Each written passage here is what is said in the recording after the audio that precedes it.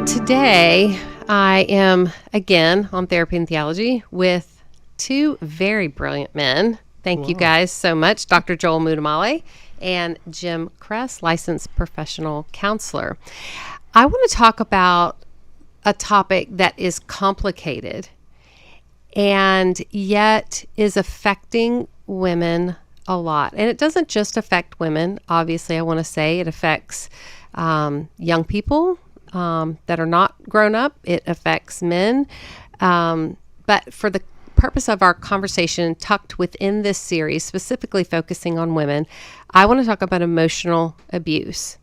And the reason that this is so complicated is, and I'm sure there are lots of reasons it's so complicated, but when I hear women talking about emotional abuse, I either hear it one extreme that they call almost everything emotional abuse, anything hard, challenging, difficult, even like a corrective criticism or whatever. It's swung so far over that they're calling everything emotional abuse.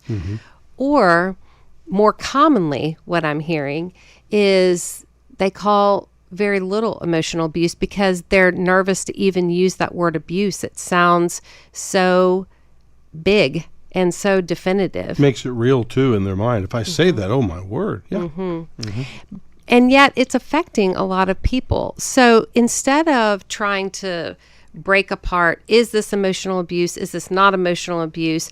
I want to just talk about today a spectrum from a difficult relationship all the way to a destructive relationship. I want to recognize where a difficult relationship turns into a destructive relationship. That has so many nuances, we can't possibly pinpoint it.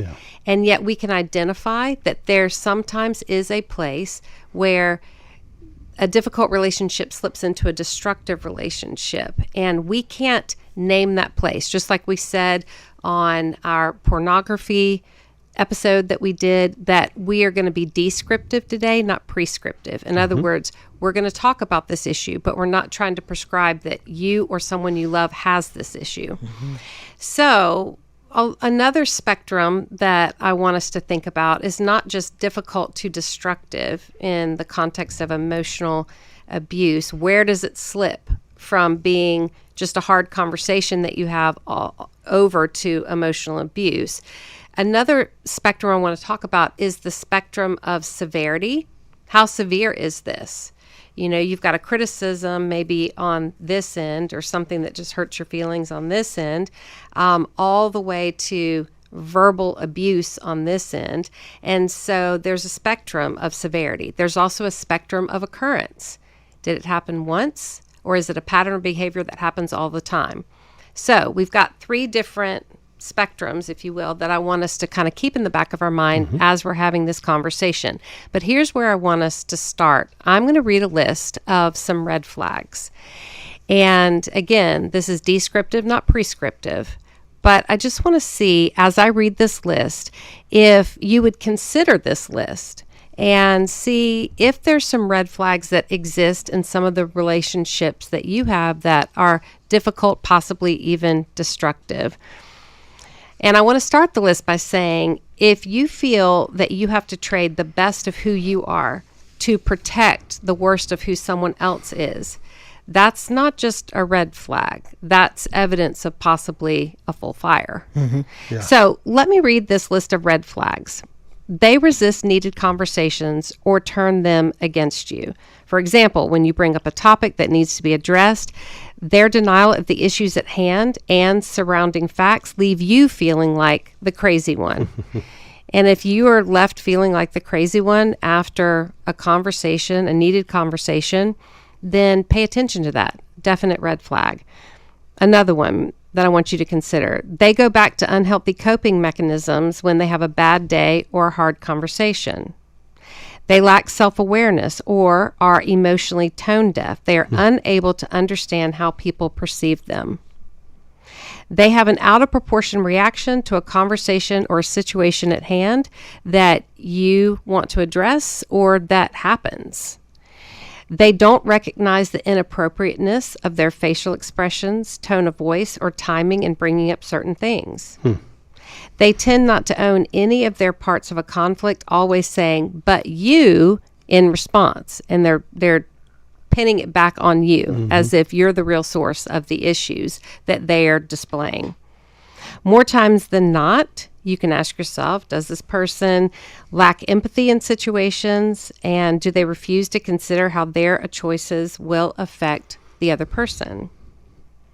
They are unwilling to honor or respect any communicated boundaries. They do not take responsibility for themselves or their actions and expect you to pick up the pieces. They refuse to acknowledge how unhealed trauma from their past, possibly even their childhood, needs to be worked out so it's not acted out.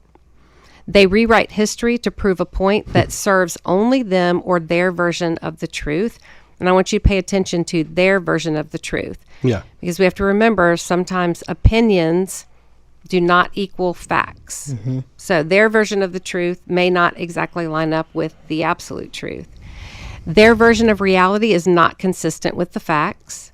Their version of the truth is what protects them, and they really can't discern what is and is not deception. They let their emotions get the best of them and sabotage what would otherwise have been a beautiful moment. Instead of acknowledging or confessing wrongdoing, they sweep it under the rug and hope they're not caught. Now, I want to acknowledge, as I read that list, you may be thinking, oh no, some of those describe me. Like I'm doing some of those things. And of course, you're going to find yourself in this if you're a self-aware person, because none of us is perfect. But again, I want you to remember those spectrums that we talk about. You know, what's the spectrum of occurrence? How often is it happening? And what's the spectrum of severity? And I want to say I understand, you know, so I can find myself in some of these things. But at least we're self-aware enough to know, hey, that's a call to action. I need to work on that. So if we're progressing toward working on the issues that we recognize, then that's a sign of health and that's a sign of progress. But what if you are listening to this list and you're recognizing a lot of those are present in a relationship that I have? That's where I want to consider, are you in a difficult relationship or are you in a destructive relationship? So, Jim, and certainly this is not an exhaustive list. Right. There's many other descriptions that we could, but I just wanted to get us thinking in the right direction. I know we can't pinpoint the place where we shift from a difficult relationship, like normal difficulties in a relationship, to the place where a destructive relationship is happening, or that a difficult relationship crosses over into a destructive relationship. But can you help us discern what are some of those evidences that we are in a possibly destructive relationship? Well, thank you. Yes, let's take those items that Lysa has just mentioned, which will also be contained and found in Good Boundaries and Goodbye. That's right. And so you can literally see that in print. And I would put a Likert scale on that of 1 to 5. And that is looking at the progression on each one of those statements. That's a 1, that's a 2, man, that's a 5, 5, 4, whatever else, and tally those up in the end. And I'd look, in the word I'm using here is just progression. Does there seem to be a progression? Look at frequency of occurrence again. How often does that happen? If you want to say, well, I do some of that too, that's honest. But to look in there and say, it feels like it's progressed. I always look at, well, has it progressed in the last 2 years? Are the kids out of the nest? And once the empty nest, did it really progressed? Whatever. And just take note with a holy contemplation of, yeah, it's probably this number on all of those. Again, you know me, I'm going to say, how about that list? Don't weaponize it, but you take it in by yourself, not to your spouse, whoever, with a counselor, and say, I've noticed this, and I'd really like to sit down and talk about it. By the way, they want to find a counselor like our dear mutual friend, Leslie Vernick, who I have spent so much time with. Because Leslie just doesn't freak out. She doesn't jump on and bash men. And a grounded therapist, because sometimes they're not. Therapists can be triggered into their own stuff. And someone says, okay, let's contemplate. Let's take a look at this and have someone. And then once you get the data out, facing the reality, what do you want to do with it? It's a whole nother story. That's where that invitation could be. I've done a lot of this, quite frankly, with couples.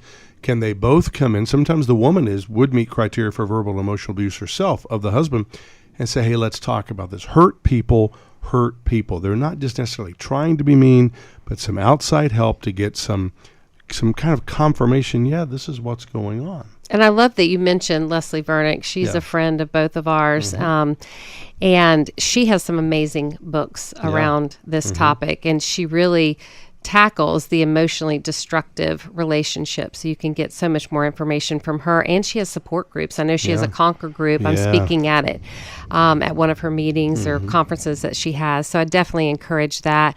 And then you mentioned my book, Good Boundaries and Goodbyes, which really does help give ideas of how to draw healthy boundaries, which is often what you're going to need as you get the awareness that maybe it's not even emotionally abusive, but maybe this is dysfunctional, or all the way to it is emotionally abusive. So how do we draw boundaries that keep us safe? In my book, Good Boundaries and Goodbyes, I'm very clear. We don't put boundaries on another person to try to control them, to try to make them stop, to try to manipulate them into new patterns of behavior, or even beg them into better actions or better words that they use.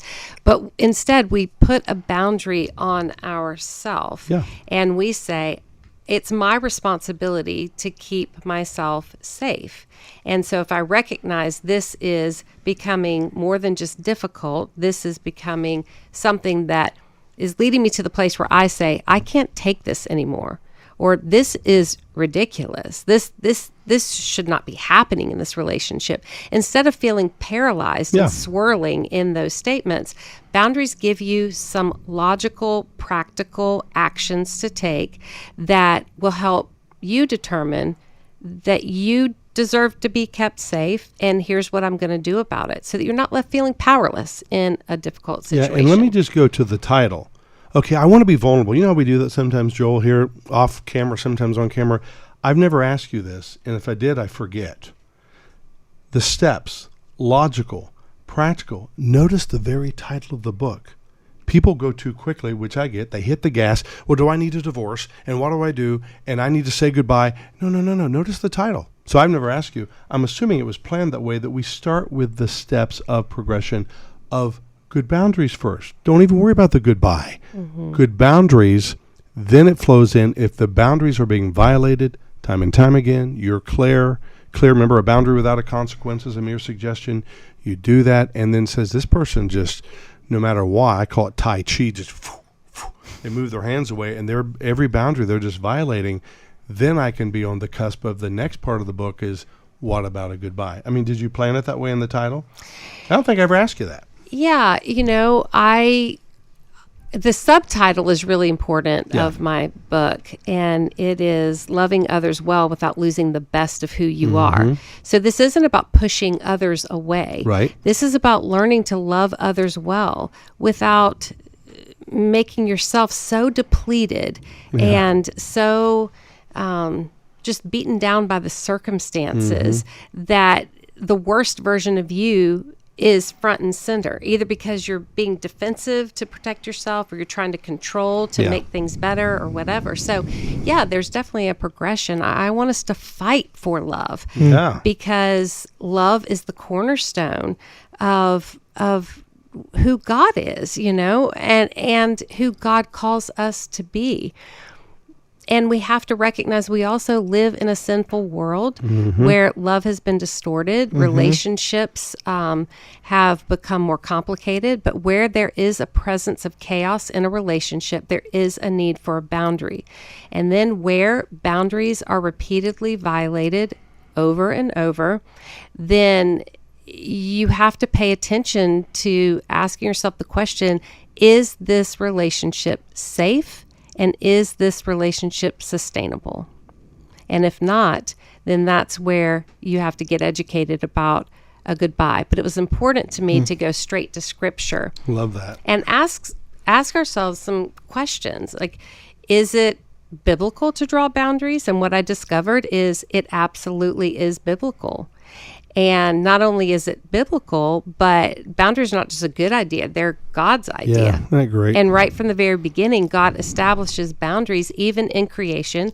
God established a boundary in the first recorded conversation with man when he talked with Adam in the garden about you can eat from all of these trees in the garden, but just not this tree. That was a boundary. Wait, I thought boundaries was a modern idea. The books that are written that John Townsend, Henry Cloud, and others wrote, and it's like, I know you've said this many times, like, it just tickles me. It's like, this is as far back as we can go. God's is a boundaried God. This is not a new modern idea in pop psychology, is it? Yeah. And God didn't do it to, overly control the human. There was freedom there. You remember when he says to Adam, you are free. So it's in the context of freedom. But true freedom can never happen if we don't know where the boundary lines are. If we know where the boundary lines are, then we run free within the safety of those boundary lines. And God didn't do it to restrict the man and just for a killjoy act of God, He did it to protect the man. And the reason God said, do not eat from this tree, the tree of the knowledge of good and evil, because God wanted to protect humans from carrying the weight that the human heart was never supposed to carry, and that is the devastating weight of the knowledge of evil. So, Joel, what do you have to say in all of this from a theological standpoint about difficult relationships, destructive relationships, and just all that we're talking about today, and even emotional abuse? I would just love your thoughts. Yeah, I mean, I'm just taking a lot of this in, listening. I've been taking some notes, and I think one of the interesting things is that as we talk about dysfunctional relationships are evidence of disorder in the relationship. And when we think about disorder, I think the list that you gave us, Lysa, was so helpful, but I started to list down some categories. And so if you're in this situation, you're trying to categorize, how is this all working out? The categories are power. Is there a pursuit of power? Is there an influence of authority? Is there the presence of addiction? Is there disordered affection? Is there self-obsession? Are those the fuels that are underneath the individual that's trying to actually control you, that's actually trying to step in? And the interesting thing is theologically, there's this idea of God's sovereignty. And God's sovereignty, my old professor, Dr. John Frame, he talks about sovereignty in these three ways: that God's power, God's authority, and God's control. And so the presence of emotional abuse, I would even say spiritual abuse, it's actually a hijacking of what is rightfully held in the hands of God, which is safe and secure and can be handed out with justice and mercy and compassion. It's taking that out of God's hands and putting it into our own hands and trying to exercise our own power, our own authority, our own control, because we become self-absorbed in the process. And so if you're listening and you're experiencing this and you're wondering, like, gosh, like, is this just dysfunctional? Is this, start to look for those patterns, not just in that one area, but then say, okay, is the presence of this also in other areas? In finances? Is it present in relationships, in our circle of friends? Is there this self-serving, like, I talked about this the other day with a friend. If the theme in our minds is what's in it for me, that's a problem. Because that what's in it for me plays out in our marriages, in our relationships, in our vocations, in all of these different areas. And if that's the leading impulse of the human heart, what's in it for me, it's going to result in dysfunction and patterns of relationship that are unsustainable. That's so good. So, Jim, is there a way for us to define emotional abuse? Like, are there any markers of it or some kind of definition where we can make sure we're all on the same page of what is this? Yeah, thank you. I would pay attention to go to oneself, anyone watching or listening to this podcast right now. When someone simply does or says something, this will be a little tricky here, but doesn't do something, meaning there's something they should do or they've committed to do and they don't follow through. They're not keeping their word. Pay attention literally in what know you not that your body is the temple of the Holy Spirit, your body. And you feel, yeah, this doesn't feel right, or I don't like this. I feel kind of some anxiety. Always pay attention, to your body and say, something doesn't feel right. Watch. You've said it many times, including today again. I don't feel safe, or something feels distorted. Like I feel kind of messed with right now. I mean, what's really going on here? That's a sign, like a check engine light on the dashboard of your life. And then again, I'm just real big on having a safe friend, not an unsafe friend, or a therapist, pastor, whoever, to go and say, this has been going on to me. My spouse is doing this or not doing that, saying this or not saying that, and I have a check in my spirit. I wonder about this, and I'm coming in curious, not furious, and say, wonder what's going on for me. And what we want there is someone, good therapists do it, is they mirror back. Whoa, what I'm hearing you say is, my little hub I do, H, I hear you, U, I understand you, and B, I believe you. So they mirror back and say, here's what I'm hearing, and we continue to have dialogue around that. I want to get those stories out of my head. I don't want to be in judgment like that. Get them out of my head and put them on the right board of somebody else sitting across from me over a cup of coffee and say, what do you hear me saying or struggling with? It doesn't mean the other person's right, but I want to get it external versus all these internal conversations. And if going to a therapist feels a little bit like, oh no, am I tattletelling on this other person? Like, I don't want to betray my mom, but I've got some issues with my mom that I need to check out with a therapist, or I don't want to betray my husband by going to a therapist, because that almost feels like I'm going to go and tell things about him that he wouldn't want me to tell. If there's any of that. You notice how right there the person's trapped?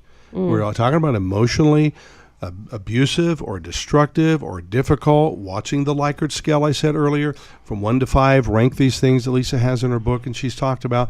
And so inside, you just said it. I wonder what he will think. And all I'm going to do is biblically let someone bear my burdens, share this and say, what do you think? In the multitude of counselors, it doesn't have to be a professional.